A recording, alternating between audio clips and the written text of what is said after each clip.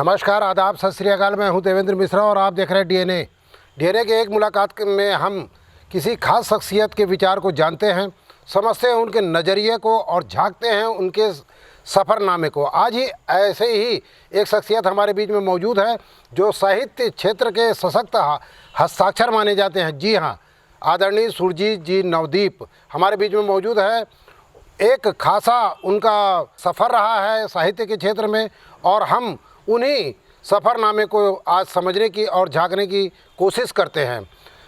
आपका सबसे पहले स्वागत है सुरजीत जी। सबसे पहले हम जानना चाहेंगे आपके साहित्यिक सफ़रनामे के बारे में। कब से आपने काव्य को आत्मसात किया और कहाँ कहाँ अभी तक के आपके इस हुनर का जलवा लोग देख चुके हैं? नहीं, हम जो यात्रा की है, साहित्यिक यात्रा, ये तो बहुत लंबी है, क्योंकि जब हम 8वीं कक्षा में पढ़ रहे थे तभी हमने लिखना शुरू कर दिया था।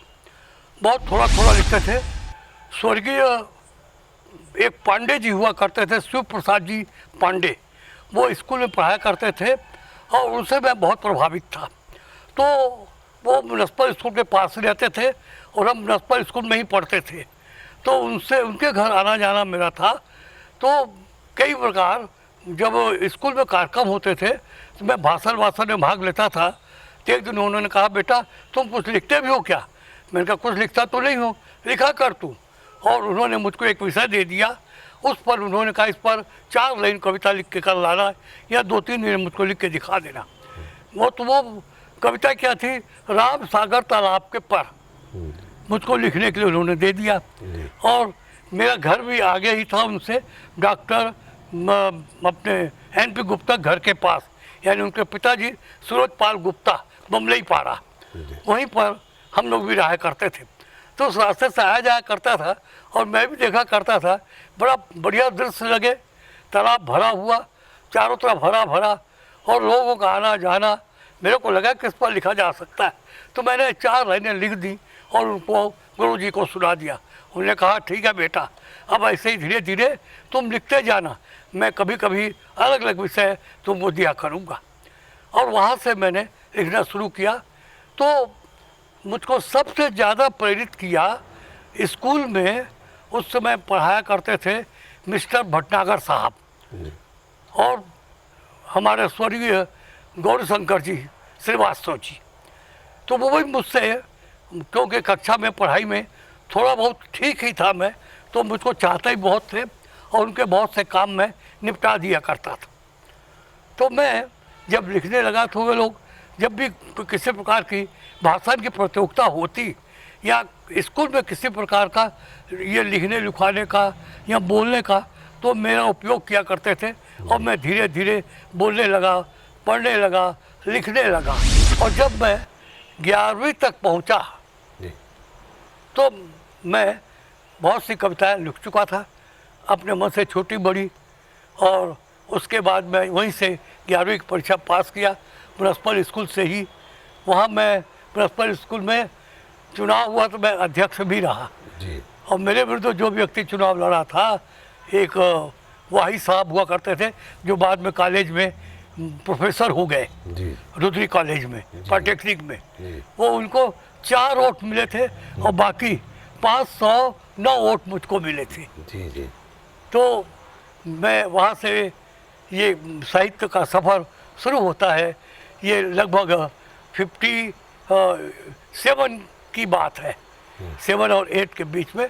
हम परीक्षा पास कर कुरा के मैं फिर ये सोचने लगा कि मैं क्या करूं। तो उसमें मैं थोड़े दिन तक पत्रकारिता भी किया जी।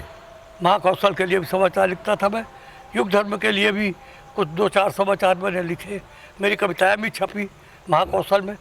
और उस बीच में मन में एक मालूम नहीं क्या बात आई, मैं बार बार कंडेल धमतरी आता जाता था और माता पिता को भी खेत में हल चलाते हुए देखता था, क्योंकि दादाजी के पास खेती थी, ये लोग भी हल चलाते थे, तो मैं भी इनके साथ हल चलाने लग गया।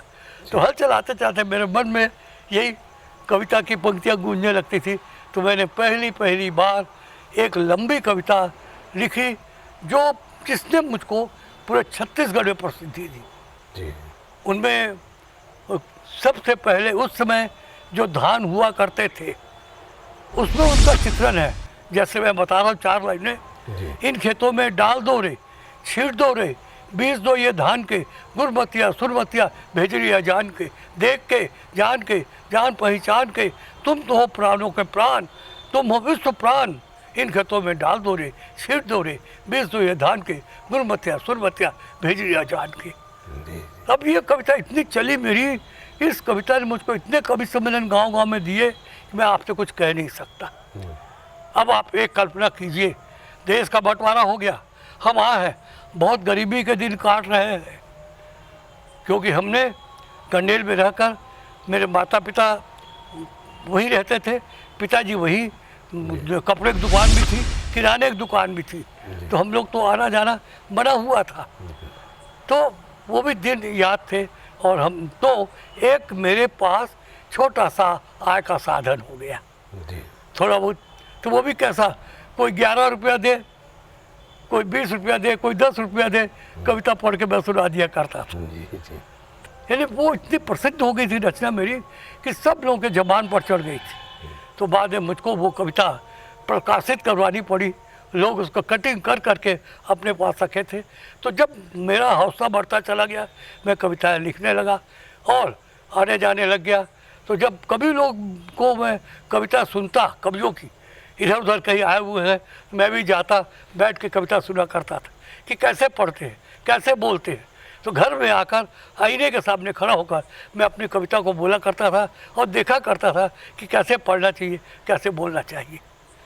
आपने 85 सावन देखे करीब से और आधी सदी से ज़्यादा का आपका साहित्यिक सफ़रनामा रहा है, तो वक्त के बदलने के साथ साहित्य क्षेत्र में क्या बदलाव महसूस किया? हाँ, उस समय मैं ये बात कहना चाहता हूँ कि सन 60 से जो कवि सम्मेलन हुआ करते थे वो साहित्यिक कवि सम्मेलन हुआ करते थे।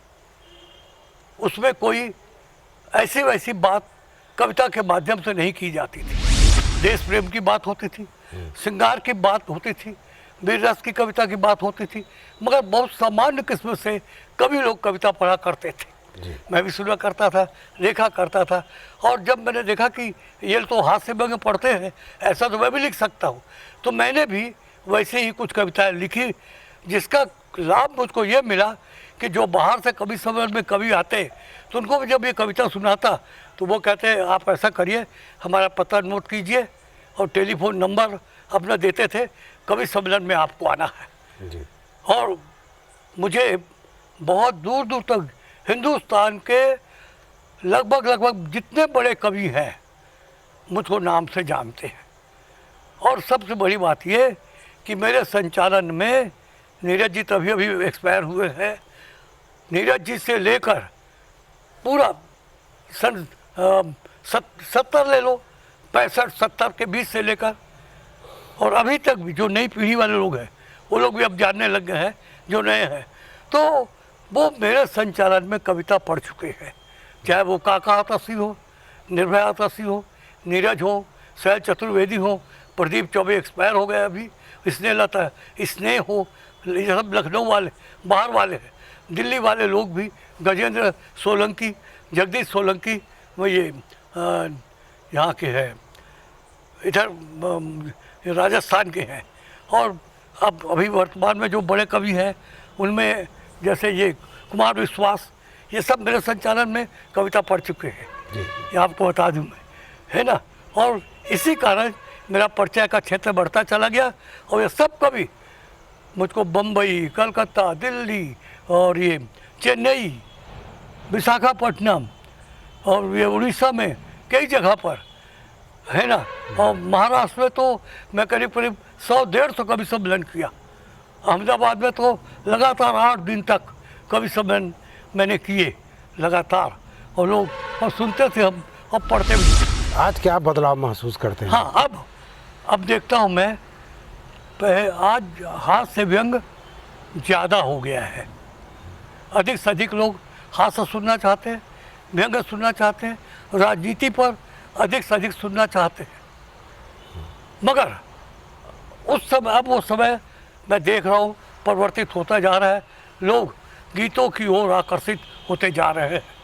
श्री मुखीम भारती को लोगों ने खूब सुना। मैं तो दिल्ली गया था लाल किला कवि सम्मेलन में 26 जनवरी के, खूब लोगों ने मुझको सुना, पसंद किया, है ना। तो कविताएं सुनते हैं लोग, है ना। मैं छोटा सा व्यंग एक पढ़ा और खूब लोगों ने पसंद किया। व्यंग व्यंग जैसा कैसे, जैसे एक 2 लाइन का व्यंग, है ना भाई। अब मैंने अपने सफ़ेद मेरे बाल हैं, अब हो गए हैं, पहले काले थे, तो मैंने संकेत में क्या बात कह दी और लोगों ने खूब तालियां बजाई। मैंने कहा सफ़ेद बाल मेरे देख रहे हैं आप, और देखिए अब 2 लाइन में पूरी कविता कैसे होती है। एक नया रूप धर लिया मैंने, एक नया रूप धर लिया मैंने कहा अब ध्यान देना, एक नया रूप धर लिया मैंने, अरे काला धन था सफ़ेद कर लिया मैंने। तो आज एक अहम बात है, एक साहित्यकार का समाज में क्या योगदान होता है, क्या भूमिका होनी चाहिए? साहित्य को तो पूरे समाज में परिवर्तन की भूमिका निभाई जाए तो साहित्य ही निभाता है। क्योंकि स्कूल से बच्चे पढ़कर निकल रहे हैं परामर्श से, वो अगर पढ़ रहे तो पूरा पुस्तकें पढ़ रहे हैं, और वो पुस्तक में क्या पढ़ रहे हैं, जो साहित्यकार ने लिखा है उसको वो पढ़ रहे हैं। अगर हमारा साहित्य मजबूत है और बच्चों के लिए उपयोगी है और बच्चे उसको पढ़ रहे हैं, तो वही बच्चे कल के दिन हमारे राष्ट्र के बढ़िया व्यक्ति बनेंगे, देश की सेवा करेंगे, देश के लिए कुर्बानी देंगे, देश के प्रति अपनी सद्भावना व्यक्त करेंगे और बड़े लोगों का आदर करेंगे, माँ बाप का आदर करेंगे, भाइयों का आदर करेंगे। ये अगर किसी को सीखना है तो ये साहित्य उनको सिखाता है। मौजूदा हालात में साहित्य का देश पर क्या असर पड़ रहा है? हाँ, देश में बहुत ज़्यादा असर पड़ा। कई बड़े बड़े परिवर्तन जो देखने को आपको मिले। आप देखिए, आज अगर कोरोना है तो उसमें साहित्य का भी योगदान बहुत बड़ा है। अब साहित्य का योगदान कैसे बहुत बड़ा है?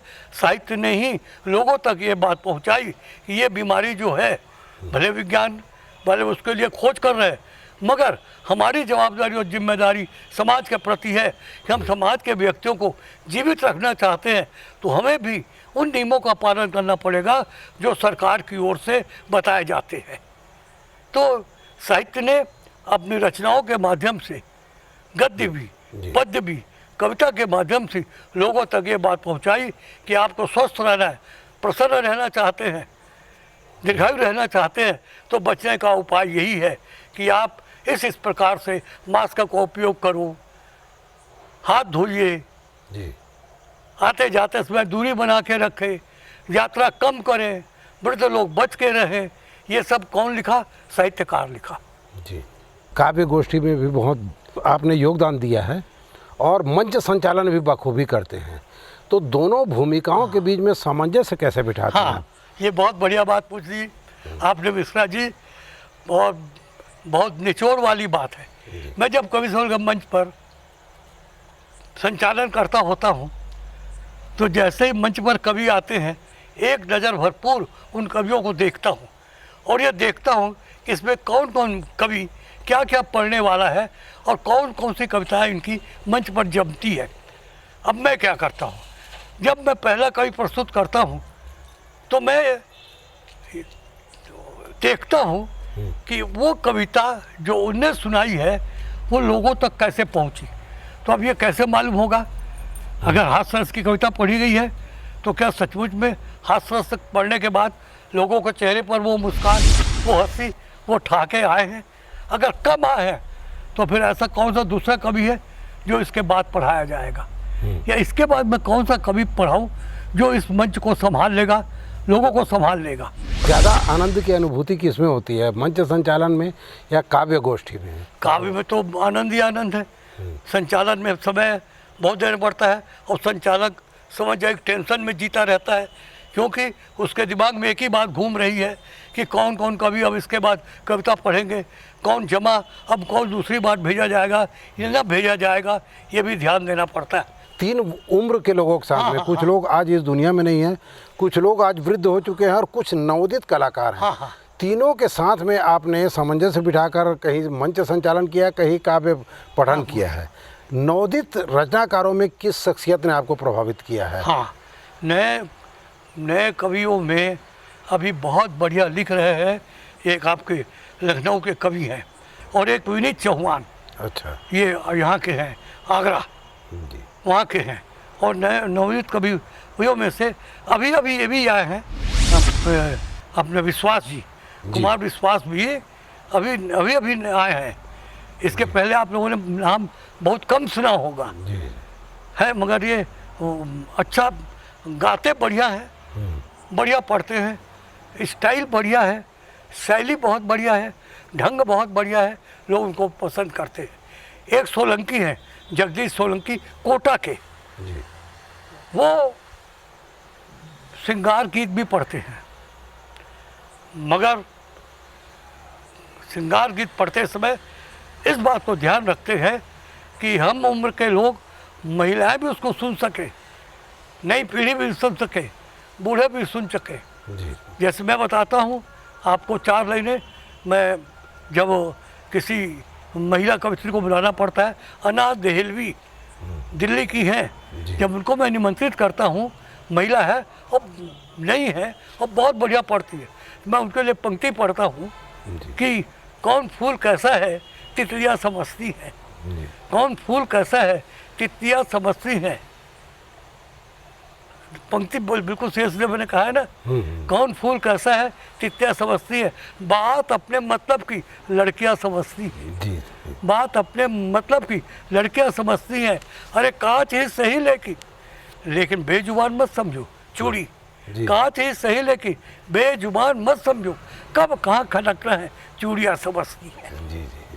और लोग ताली बजाते हैं।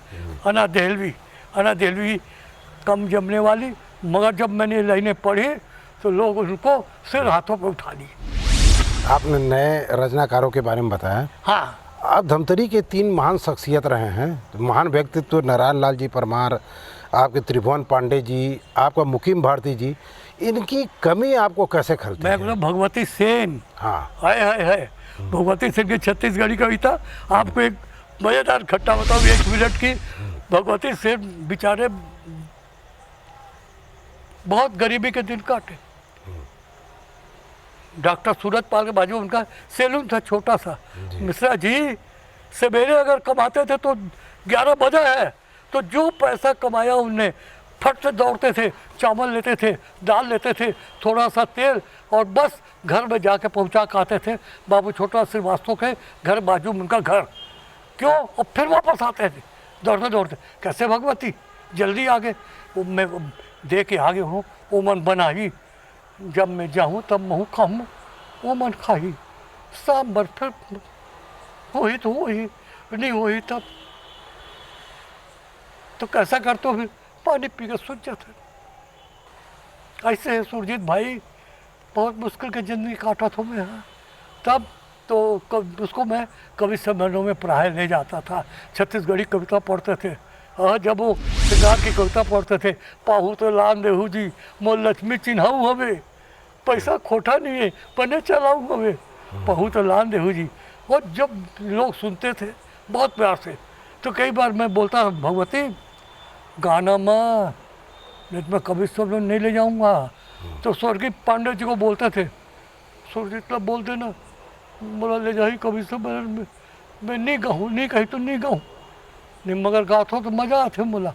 तो मेरे पांडे जी बोलते थे, अरे उसको क्यों डरवा देता है यार, उसको बोल दे हाँ तो लादमो हम कवि सम्मेलन में।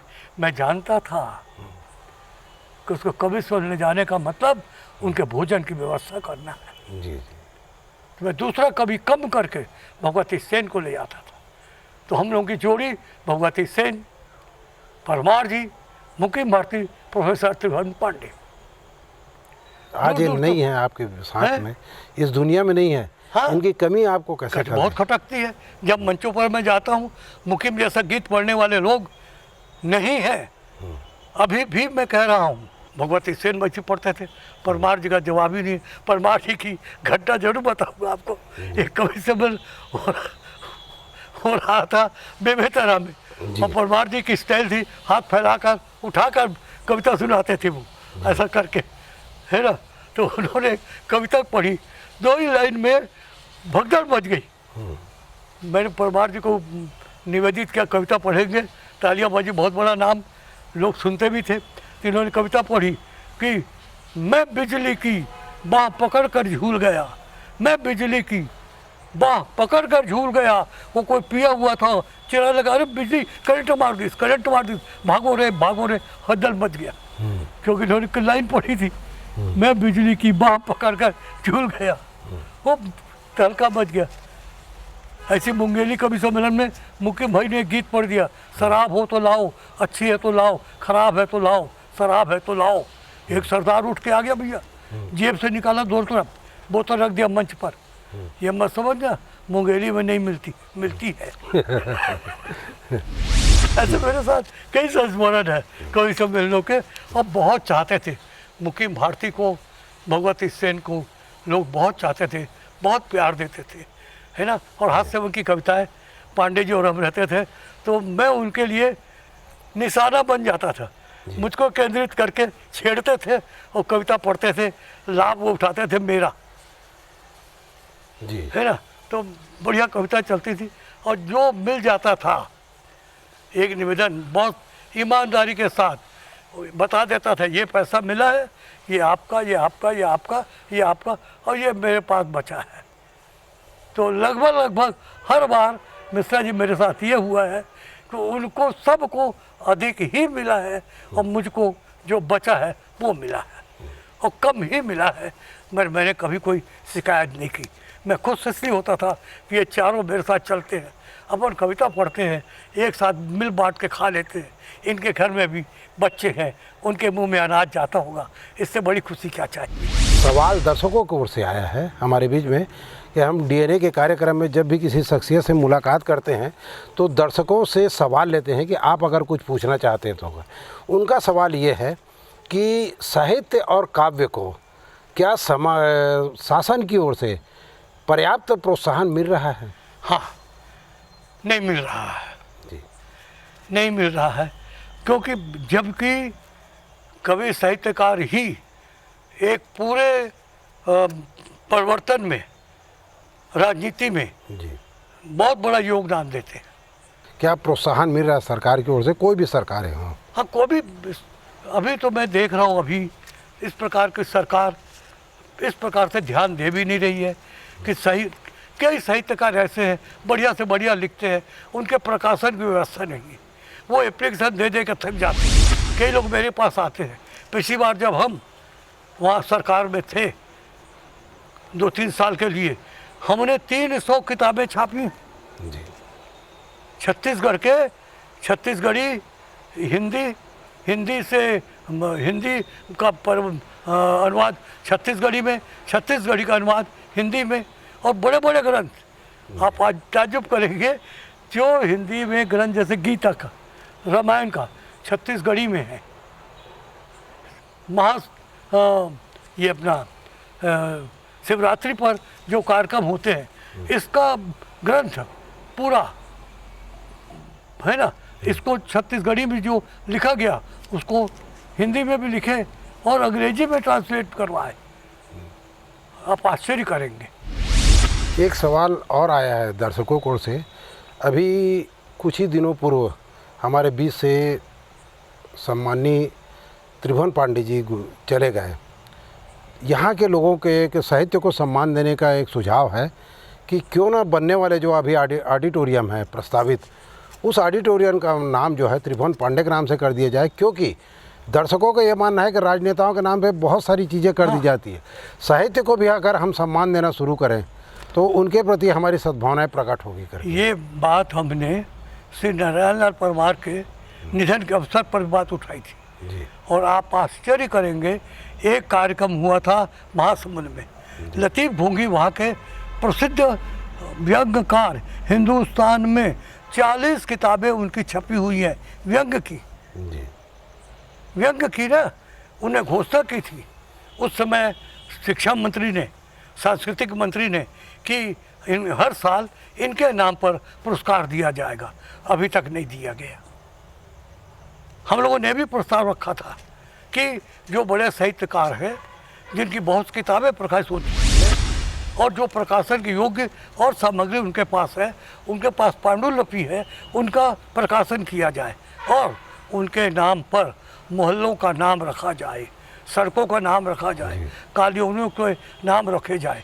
ये प्रस्ताव हम लोगों ने रखा था आज से 11 साल पहले। अभी तक उस पर किसी ने कोई विशेष ध्यान नहीं दिया। हम तो मुझे तकलीफ़ होती है बहुत ये कहते हुए कि बहुत से सामान्य किस्म के साहित्यकारों को छत्तीसगढ़ में 2-2 लाख वाले पुरस्कार मिल गए, परमार जी को क्यों नहीं मिला? 42 किताबें हैं। पांडे जी हास्य व्यंग, समीक्षा में, नाटक में, गीतों में, गज़लों में क्यों नहीं मिला? क्या कारण है? भगवती सेन को भी पुरस्कार मिलना चाहिए था छत्तीसगढ़ी में। ऐसे नए नए गीत लिखे उन्होंने हास्य व्यंग के, मजदूरों के लिए, गरीबों के लिए, शोषण जो होता है उनके विरुद्ध उन्होंने कविताएं लिखी, मगर कोई किसी ने ध्यान नहीं दिया और वैसे ही वो चले गए। तो उनके नाम पर कॉलोनी का नाम, सड़क का नाम, मोहल्ले का नाम, स्कूल कॉलेज या कोई भी खेल कूद का ग्राउंड हो, वहाँ नाम उनका रखा जाना चाहिए और दिया जाना चाहिए। ऐसा मैं अपनी बात व्यक्त करता हूँ। और अभिव्यक्ति की स्वतंत्रता सबको, नौजवानों को भी बहुत है, उसका सही उपयोग करना चाहिए। जाते जाते 4 पंक्तियाँ हमारे दर्शकों को। हाँ, मैं आजकल बंटवारा कैसे होता है, भाइयों को बंटवारा हो रहा है। लेकिन अब कैसे बंटवारा होता है ना? बंटवारा हो रहा था तो बंटवारे में कैसा भाई हैं, मकान का नक्शा निकाल कर देखा, मकान का नक्शा निकाल कर देखा, कोना कोना खगाल कर देखा। कौन जानती डोकरी डोकरा ने सोना चांदी कहीं छिपाया हो, पैसा छिपाया हो, है ना? तो कोना कोना खगाल कर देखा। देखना इस पंक्ति, इसमें एक बात जो कहना चाहता हूँ उसको, मकान का नक्शा निकाल कर देखा, कोना कोना खगाल कर देखा, बूढ़े माँ बाप रहेंगे किनके साथ। और चौथी पंक्ति जिस पर जितनी तालियां बजे वो कम, देखना, बूढ़े माँ बाप रहेंगे किनके साथ, भाइयों ने सिक्का उछाल कर देखा। तो ये थे हमारे साथ एक मुलाकात प्रोग्राम में सुरजीत नवदीप जी, जिन्होंने अपने सफ़रनामे को तफसीलात से बताया और साहित्य के दायित्व का और साहित्य का समाज पर पड़ने वाले प्रभाव का भी गहराई से हमें जानकारी दी। उनके मन में एक कसक और एक टीस है जो आम लोगों के बीच में है कि साहित्यकारों को वो सम्मान नहीं मिलता जिनके वो हकदार हैं। हम चाहेंगे सरकार से, प्रशासन से कि साहित्यकारों को निश्चित तौर पर वो सम्मान और वो ऊंचाइयाँ प्रदान करें।